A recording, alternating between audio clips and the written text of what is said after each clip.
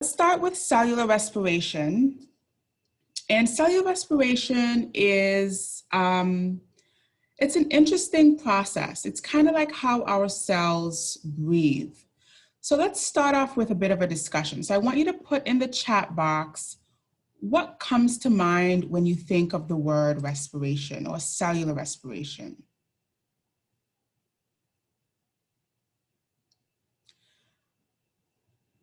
Okay, so before we get there, I have a question about Phys Labs. So Phys Labs, as far as I know, are online, always online, and then they also alternate. I don't know much else beyond that as far as the Phys Labs go.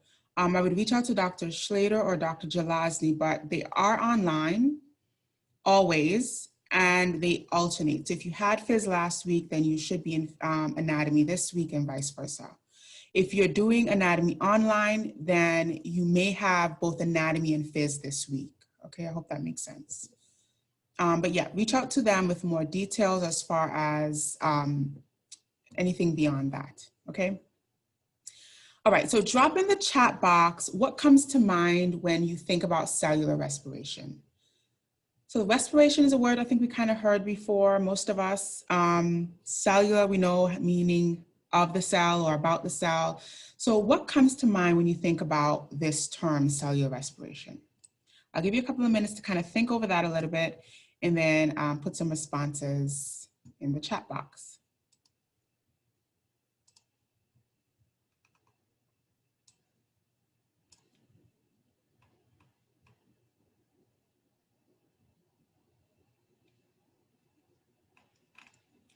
Okay, so I'm getting quite a few responses. A lot of people saying ATP, which is great, excellent. ATP is the energy currency of our body. I'm hearing cycles, or I'm seeing cycles. I'm seeing ETC, or the electron transport chain. The Krebs cycle, excellent. Energy is a good one. Oxygen and energy, yep.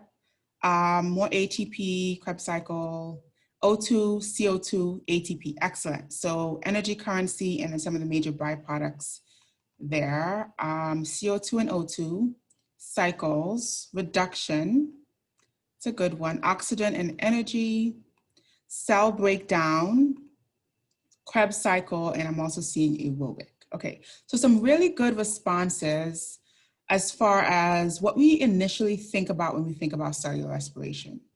So cellular respiration is pretty much that. It's the energy exchange of our cells, how our cells take the macromolecules that we bring in through our diet. Think about some of those major macromolecules we talked about before, carbohydrates, proteins, fats specifically. How do we take those things? How do we take those molecules after we've broken them down to their molecular components? How do we actually liberate energy from those things? And we know that we need energy. Our cells specifically are what need energy, and they get that via ATP. But how does that process take place?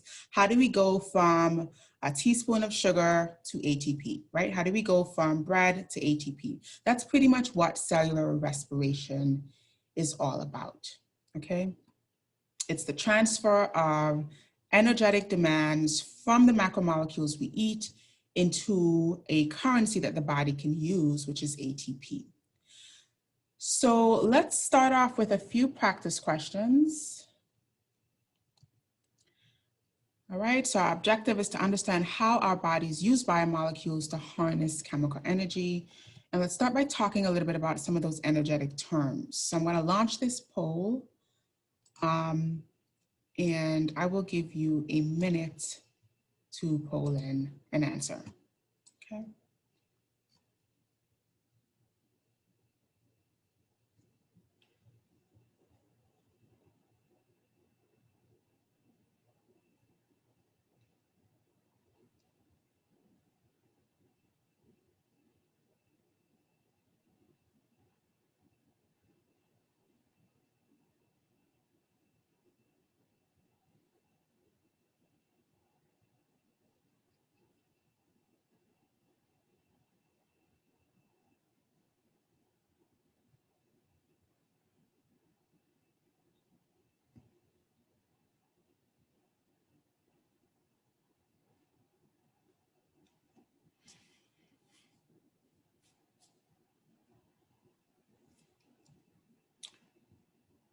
right, 10 seconds or so left.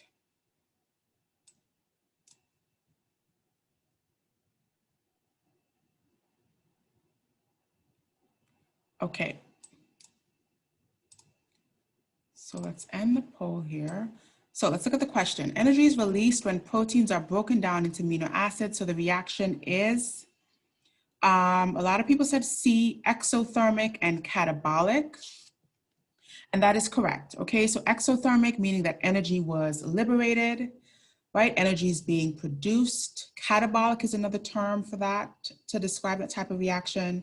And we want to distinguish that from endergonic. So endergonic reactions are going to use energy, they're going to store energy, and we can also call those anabolic reactions as well. So just to understand the terminology as far as storing energy versus liberating energy, okay? One easy way that I kind of use to remember this is if you think about the X in exothermic, excuse me, and the T in catabolic, both of those are kind of a plus sign, which means that we are adding, we're liberating, we are producing more energy. And then endothermic and anabolic are going to be the opposite. Okay, we're going to take energy away, we're going to minus energy, we're going to store energy. So that's kind of a small little way to remember those associated terms. Okay, let's look at another question here quickly.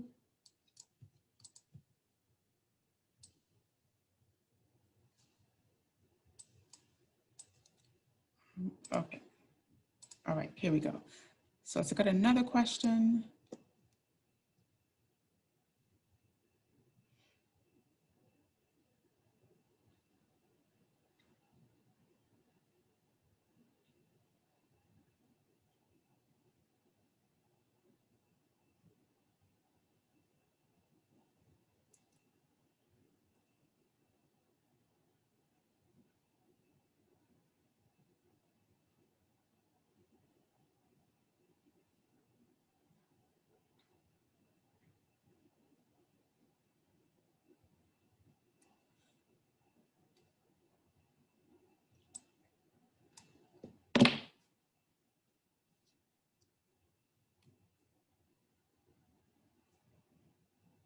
Okay, 10 more seconds.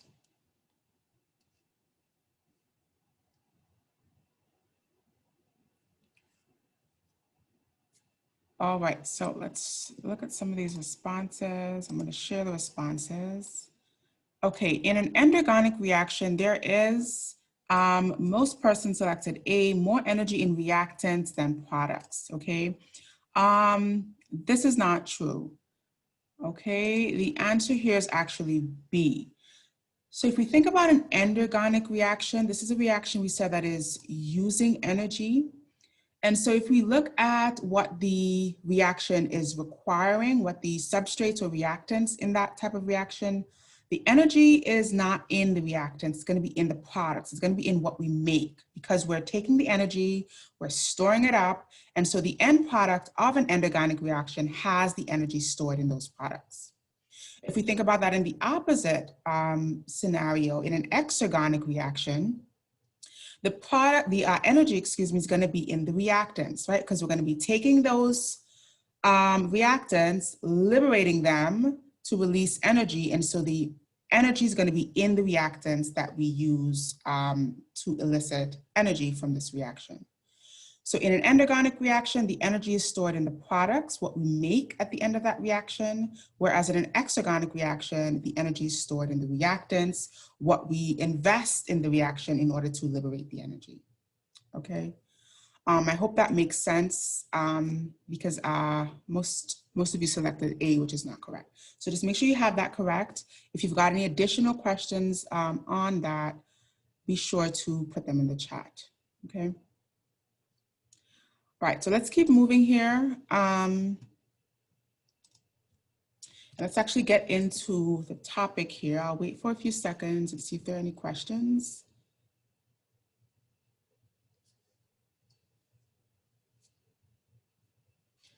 Okay, so when we talk about cellular respiration, it's really important to talk about ATP. ATP is the medium, I like to call it the currency of energy exchange in our cells, in our body. It's where energy that is taken or harnessed from exergonic reactions is then used to synthesize ATP, adenosine triphosphate, and then ATP is really only made to then be broken. A really interesting comparison is if you think about your cell phone. So most cell phones these days, they come with an inserted battery, but then you can also purchase a backup battery for your cell phone, right? And you charge your backup battery and you take it around with you just in case your phone dies. That is what ATP is. You only charge your backup battery to use it later on. We only make ATP so that we can break it to do cellular work, to liberate energy, to do work within the cell.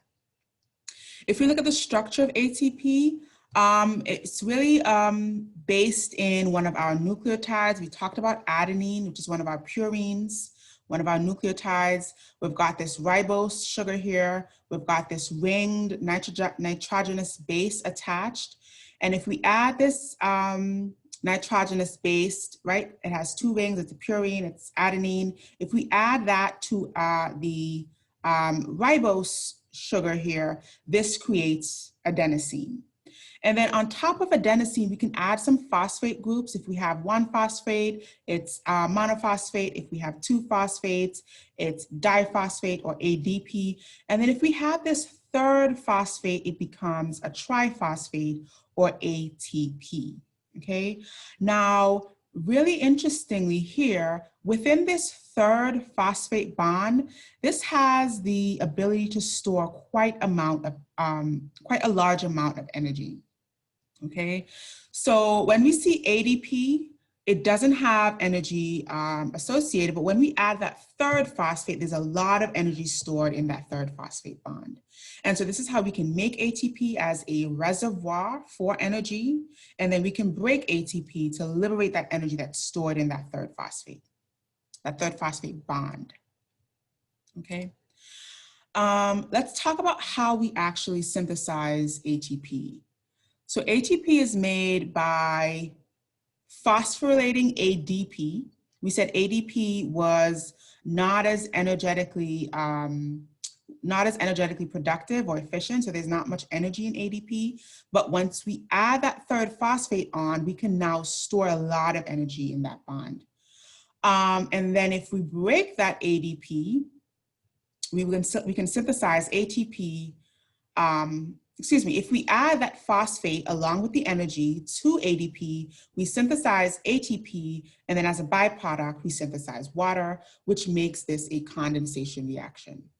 We can also describe this as being an endergonic reaction, right? Remember, we are taking energy and storing it up for use later, right? We're storing away or creating energy, essentially.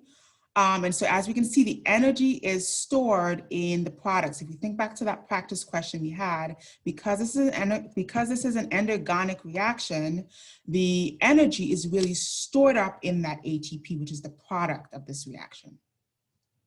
The amount of energy is about 7 kilocalories per mole. We also said this was a condensation reaction because water was created as a byproduct. And there are two mechanisms to synthesize ATP. So there are two different ways that we can phosphorylate ADP in order to make ATP. The first one is called substrate level phosphorylation. And that pretty much means that we have a molecule, let's say this is molecule X, whatever that is in question. It has a phosphate on it, so it's molecule XP. Or X-phosphate, and then we pretty much just snatch the phosphate off of that molecule, attach it to ATP by phosphorylation, and then we end up on the other end of this equation with the molecule in question without the phosphate, and then ATP made as a result of that reaction, okay? That substrate level phosphorylation, as we can see, that does not require oxygen. All it requires is another molecule that has that phosphate attached. Oxidative phosphorylation, on the other hand, this word oxidative is going to be indicating to us that it requires oxygen. This is requiring also the electron transport chain. So specifically, a process that takes place in the mitochondria is required here. And then we don't need another molecule. There's no other molecule in question. We simply attach a free-floating inorganic phosphate to this ADP, and that's how we create ATP. So I'll go over those differences again. We have substrate level phosphorylation, no oxygen required. We have a molecule that is phosphorylated. We pretty much steal that phosphate off of that molecule and phosphorylate ADP that way, versus oxidative phosphorylation must take place in the mitochondria, requires the electron transport chain. And here we find a free floating phosphate not attached to another molecule, and we phosphorylate ADP to create ATP in that way. Okay, so these are the fundamental differences between substrate level phosphorylation and oxidative phosphorylation. I'll point out some of the other differences as we actually go through and talk about the processes where these are actually done. Okay, so let's look at how ATP is then broken down. So we said that it's a temporary energy storage, similar to your backup charger, your backup battery. And so when you need to liberate the energy from that ATP, this is going to be a hydrolysis reaction. We're going to have to insert water here and then cleave that third phosphate to liberate the amount of energy that was being stored. And then we also get the ADP on the other end and that phosphate as well. So this is going to be an exergonic reaction. That's not written here, but you can add this to your notes. And so as you will see, the energy is in the reactants, right? The energy is going to be to the left. The energy is stored up here in the reactants of this reaction. Again, going back to that example that we looked at the beginning. So an exergonic reaction, the energy is in the reactants, and an endergonic reaction, the energy is in the products. Okay, so this is a hydrolysis reaction as well as an exergonic reaction because we're liberating energy.